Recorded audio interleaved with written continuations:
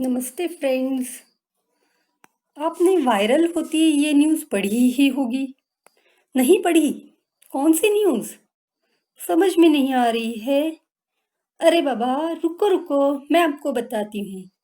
News है Washington से। यहाँ पे लिखा है, हमारी अपनी गोमाता करेंगी कोरोना रूपी असुर यानी राक्षस का वध। इस न्यूज़ में कहा गया है कि गोमाता के शरीर में जो एंटीबॉडीज है वो कोरोना वायरस को मारने में प्रभावशाली साबित हो रही है। जेनेटिकली मॉडिफाइड काउज, उनमें जो एंटीबॉडीज पाई गई वो प्लाज्मा थेरेपी जो कि कोरोना वायरस के लिए एक बेहतरीन ट्रीटमेंट मानी जाती है, उस प्लाज्मा थेरेपी से भी चौगुना बेहतर बताई जा रही है। अगर आप गूगल सर्च करोगे तो आपको पता चलेगा कि ऐसी ही रिसर्च गुजरात में चल रही है। हमारी अपनी इंडियन ब्रीड या ओरिजिन की गोमाता संपूर्ण जगत में अव्वल दर्जे की मानी जाती है। गोमाता हमारे भारत के अर्थव्यवस्था, आरोग्य, जीवन शैली और संस्कृति में केंद्रीय स्थान पर हमेशा से ही रही है। हमारे अपने इंडियन सिस्टम ऑफ मेडिसिन यानी आयुर्वेद में गोरस वर्ग के बारे में यानी काउ मिल्क, काउ यूरिन, गोमय यानी cow faeces, cow milk products के बारे में विस्तार से सखोल ज्ञान उपलब्ध है। यह तो आशा की एक किरण है। फिर भी अब तक कुछ प्रश्न मन में है ना? जैसे कि क्या क्या यूज़ करना चाहिए, कैसे यूज़ करना चाहिए, कब इस्तेमाल करना है, कौन सी अवस्था में यूज़ करना है, means indications, Contra indications, effects, side effects. पहले हम गाय के बेसिक उत्पाद के बारे में जानकारी लेंगे।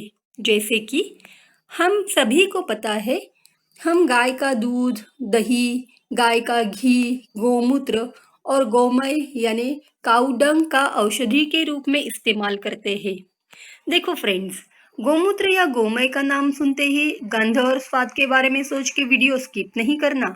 मैं आपको सब प्रोडक्ट्स के बारे में एक एक करके डिटेल में बताऊंगी और एंड में आपको इसका टेस्टी और हेल्दी ऑप्शन भी दूंगी। So friends, stay connected till the end. And one more important thing, इस रेमेडी का उपयोग सिर्फ इस वर्तमान क्रिटिकल सिचुएशन के लिए ही नहीं बल्कि बहुत सारी प्रॉब्लम्स के लिए भी आप कर सकते हो। तो चलो बेसिक से स्टार्ट करते हैं। गाय के दूध के बारे में आयुर्वेद संहिताओं में बताया गया है कि अथ गोरसवर्गः स्वादुशीतं मृदुस्निग्धं बहलं श्लक्ष्णपिच्छिलं गुरुमन्दं प्रसन्नं च गव्यं दशगुणं पयः तदेवं गुणम् एव ओजः सामान्यात् अभिवर्धयेत् प्रवरं जीवनीयानां क्षीरमुक्तं रसायनम्।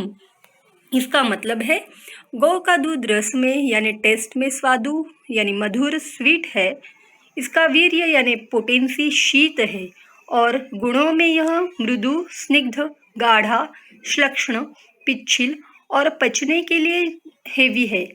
इसमें मंद गुण है और प्रसन्नता देने वाला है। इन 10 गुणों से युक्त गोदुग्ध ओज की भी वृद्धि करता है। यह गोदुग्ध जीवनीय शक्ति प्रदान करने वाला है। गोदुग्ध सबसे श्रेष्ठ रसायन द्रव्य है। आयुर्वेद में बहुत सारी दवाइयों को गोदुग्ध के साथ लेने के लिए कहा गया है। इम्यूनिटी बढ़ाने का सबसे अच्छा और सबसे आसान तरीका है हल्दी वाला दूध गुड़ के साथ लेना, जो गोल्डन मिल्क या टर्मरिक लिट्टे के नाम से विदेशों में भी बहुत प्रचलित हो रहा है। और हम है कि टेस्ट और गंध के बारे में सोच के उसके गुण और कर्मों को नज़रअंदाज कर रहे हैं। हमें सब कुछ इजीली अवेलेबल है और वो भी क्वालिटी प्रोडक्ट्स है, तो उनका हमें लाभ लेना ज़रूरी है। नेक्स्ट प्रोडक्ट है गाय के दूध से बना दही या दधी। आयुर्वेद में दही के बारे में कुछ इस प्रकार वर्णन किया गया है। रोचनम दीपनम वृष्यम स्नेहनम बलवर्धनम पाकेम्लं उष्णं वातघ्नं मङ्गल्यं बृहणं दधि पिनसे चातिसारे च शीतके विषमज्वरे अरुचौ मूत्रकृच्छ्रे च कार्शे च दधि शस्यते शरद ग्रीष्म वसन्तेषु प्रायशो दधिगर्हितं रक्तपित्तकफोत्थेषु विकारेषु अहितं च तत् त्रिदोषं मन्दकं जातं वातघ्नं दधि शुक्रलः सरः श्लेष्मानीलघ्नस्तु मंडस्रोतो विशोधनः। इसका मतलब है दधि या कर्ड भोजन में रुचि उत्पन्न करता है, अग्नि यानी हमारी क्षुधा को या जाठराग्नि को प्रदीप्त करता है, दधि शुक्रवर्धक होता है, शरीर में स्निग्धता लाता है, दही बलवर्धक है, वह विपाक में खट्टा है, इसका मतलब इसका आफ्टर डाइजेशन इफेक्ट खट्टा होता है और इसकी पोटेंसी उष्ण होती है। यह त्रिदोषों में वातदोष का नाशक होता है और मांस धातु को बढ़ाने में लाभदायक होता है। सर्दी जुलाब यानी लूज मोशंस में लाभदायी होता है। विषम ज्वर जैसे फीवर विथ चिल्स में पथ्यकर होता है। ऑफ कोर्स पेशेंट का सात्म्य, उसकी पाचन शक्ति, ऋतु, इन अनेक बातों का ख्याल रखना जरूरी है। प्रायः शरद और ग्रीष्म और वसंत ऋतु में दही का सेवन करना अच्छा नहीं होता है। रक्त दुष्टिजन्य और पित्त दुष्टिजन्य व्याधियों में और कफजन्य विकारों में दही अपथ्यकर माना गया है। नेक्स्ट है काऊ घी यानी गाय के दूध से बनाया घी, गाय का घी। इसके बारे में आयुर्वेद में लिखा गया है स्मृति बुद्ध्यग्नि शुक्र ओज कफ मेदो विवर्धनम वात पित्त विषोन्माद शोषा लक्ष्मी ज्वरापहम सर्वस्नेहोत्तमं शीतं मधुरं रसपाकयोः सहस्रवीर्यं विधिभिर्घृतं कर्म सहस्रकृत। सामान्यतः गाय का घी स्मरण शक्ति और बुद्धि को बढ़ाने वाला होता है। यह भूख लगने के काम में आता है। विशेषतः भोजन पचाने वाला जाठराग्नि भी घी के सेवन से बढ़ता है। शारीरिक वीर्य ओज की वृद्धि भी घृत सेवन से होती है। त्रिदोषों में पित्त दोष का सबसे श्रेष्ठ उपाय अगर कोई है तो वो घी का सेवन ही है। वात दोष को जीतने के लिए भी घी फायदेमंद साबित हुआ है। सभी स्नेहों में श्रेष्ठ स्नेह घी को माना जाता है। इसका पोस्ट डाइजेस्टिव इफेक्ट शीत होता है। यह स्वाद में मधुर होता है और श्वसन संबंधी विकार जैसे कि राजयक्ष्मा यानी ट्यूबरकुलोसिस के लिए आयुर्वेदिक औषधि द्रव्यों से संस्कारित करके घी का इस्तेमाल किया जाता है। विभिन्न औषधि द्रव्यों से संस्कारित होने पर इसमें जो गुण है वो 1000 गुणी शक्ति प्रदान करते हैं, अतः हजारों कार्य करने वाला घी माना जाता है। अब हम देखेंगे काऊ यूरिन के बारे में। तो काऊ यूरिन के बारे में जानते हैं गोमूत्र और गोमय के गुण और कर्म थोड़े बहुत एक जैसे ही होते हैं और गोमय का रस औषधि के रूप में लिया जाता है। तो सामान्यतः सभी मूत्र जो है गरम, तीक्ष्ण, अरुक्ष, स्वाद में तीखे और लवण रस के होते हैं। मूत्र पीने से कफ शांत हो जाता है। यह वात दोष का अनुलोमन करता है और गुदा मार्ग से पित्त को बाहर निकालने में मदद करता है। इसीलिए आयुर्वेद संहिताओं में बताया गया है गव्यम यानी गौ के बारे में, गव्यम समधुरम किंचित दोषघ्नम कृमि कुष्ठनुत कंडुम च शमयेत पीतम सम्यक दोषोदरे हितम। यह उल्लेख गोमूत्र के बारे में आयुर्वेद संहिताओं में आया है। इसका मतलब है गाय का मूत्र जो है स्वाद में यानी टेस्ट में कुछ अंश तक मधुर होता है, वह दोषनाशक होता है, कृमियों पर अच्छी दवा माना जाता है और कुष्ठ जैसे त्वचा विकारों पर रामबाण दवा है। शरीर में खुजली अगर हो रही है तो उसमें भी यह उपयोगी होता है। लेकिन एक बात ध्यान में हमेशा रखनी है कि आप कुछ भी लेते समय पहले अपने डॉक्टर से सलाह जरूर लें। So it has also been observed in scientific research that the urine of Indian cows, this is very important, urine of Indian cows is highly effective as compared to the urine of other species. It is very potent immuno-enhancer.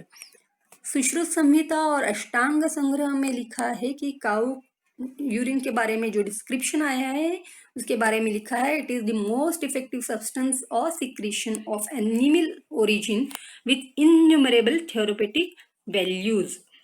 Urine of cow contains all the beneficial elements, so it is natural and universal medicine.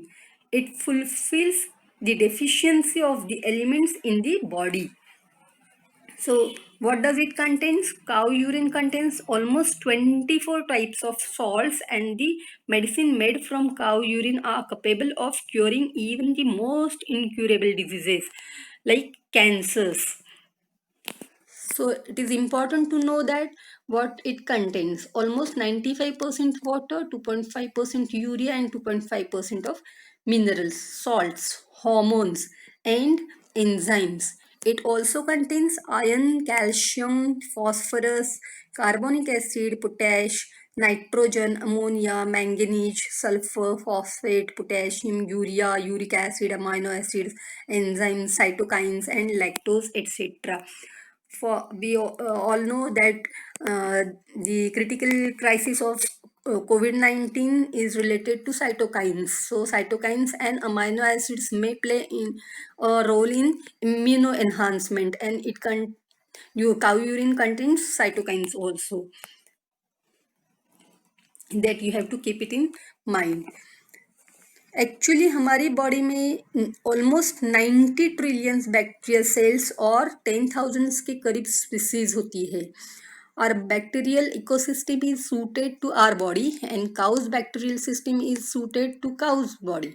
तो ज़्यादातर bacteria and viruses जो कि गोमाता के शरीर में जीवित रहते हैं वह मानव शरीर के लिए टोटली हार्मलेस रहते हैं. बस गोमाता जो है उसका सिलेक्शन अच्छे से करना चाहिए. तो क्या करना है, जो चरने वाली या चारा खाने वाली गाय है वही हमें सिलेक्ट करनी है.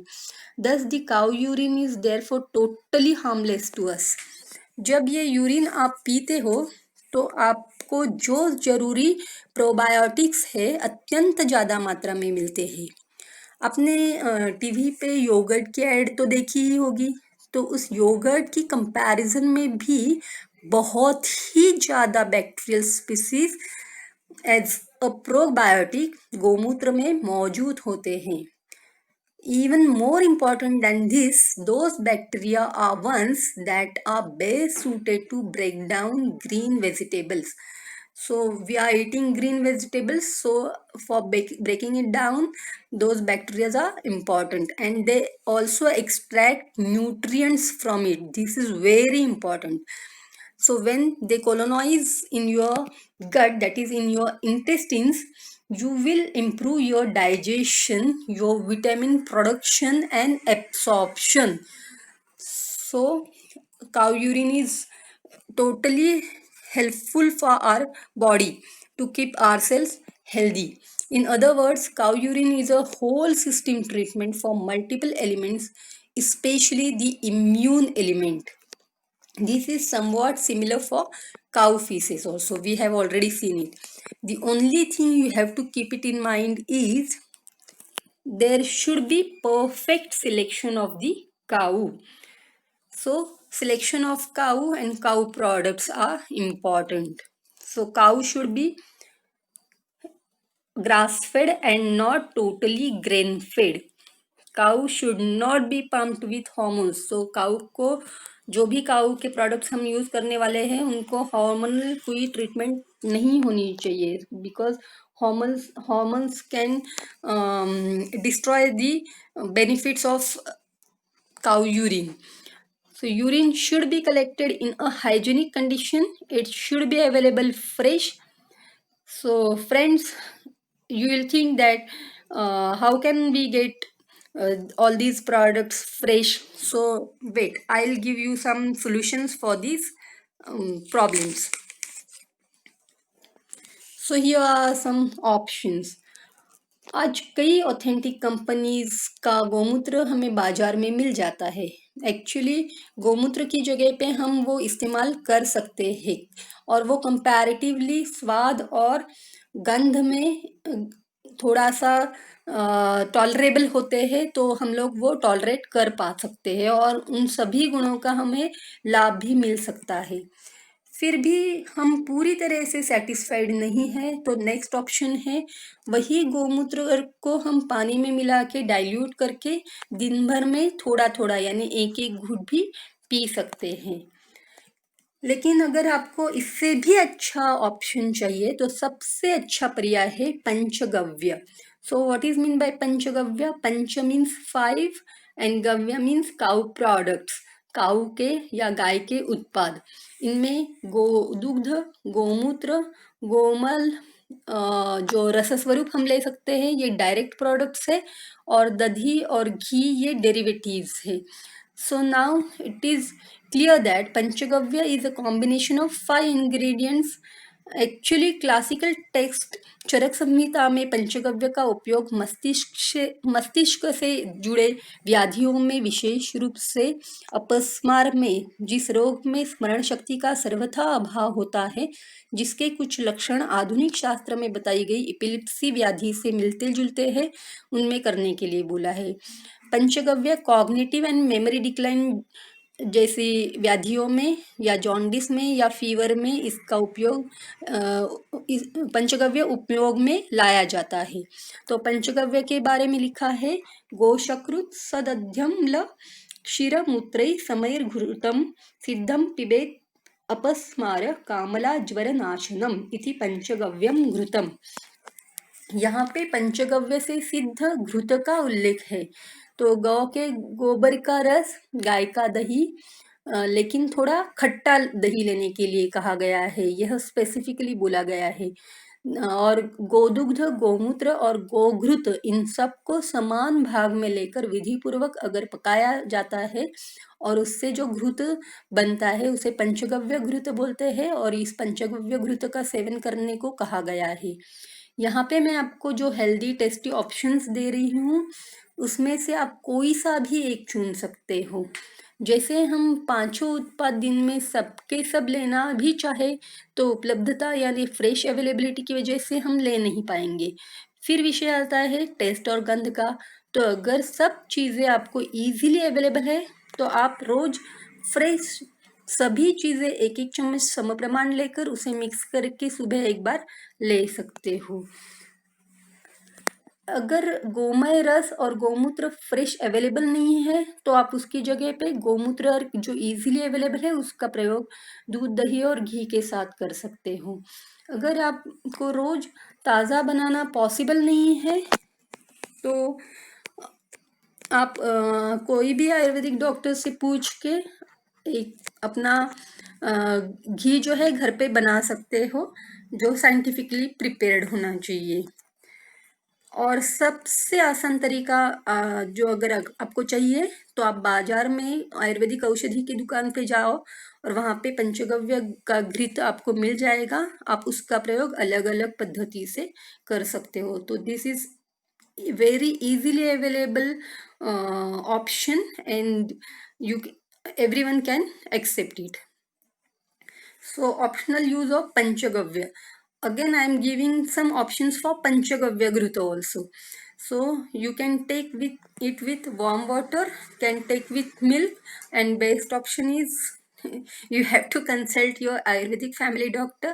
He is the best person who knows your health needs and according to your real body conditions, and he can advise you accordingly. So this is the best option and easy option. तो it is good to take sugar along with it. तो हमें यहाँ पे एक बात विशेष रूप से ध्यान में रखनी है, अगर आप स्वाद के लिए शक्कर डाल रहे हो तो वह आपके ऊपर है, क्योंकि शक्कर या गुड़ या शहद ये स्वाद के लिए लेना पंचगव्य का घटक द्रव्य नहीं है। अगर आप लेना चाहते हो तो कम मात्रा में ले सकते हो, लेकिन आपकी बॉडी कंडीशंस के हिसाब से, आपकी नीड्स के हिसाब से। और one more thing, this is also very important. don't misunderstand that Panchamrit and Panchagavya are same. So पंचामृत और पंचगव्य ये दोनों अलग अलग औषधि है। अगर आप पंचामृत के बारे में जानना चाहते हो तो आप मुझे कमेंट बॉक्स में ज़रूर रिकमेंड करें। मैं आपके लिए एक डिटेल से कमिंग सेशन में कुछ वीडियो बना के डिटेल जानकारी दूंगी। सो फ्रेंड्स, होप ये वीडियो आपको अच्छी लगी हो तो लाइक कमेंट और शेयर ज़रूर करना। अगर सब्सक्राइब नहीं किया है तो सब्सक्राइब भी कर देना। थैंक यू सो मच और इस जानकारी का ज़रूर लाभ उठाइए। I wish you a very happy, healthy and long life. Thank you so much friends.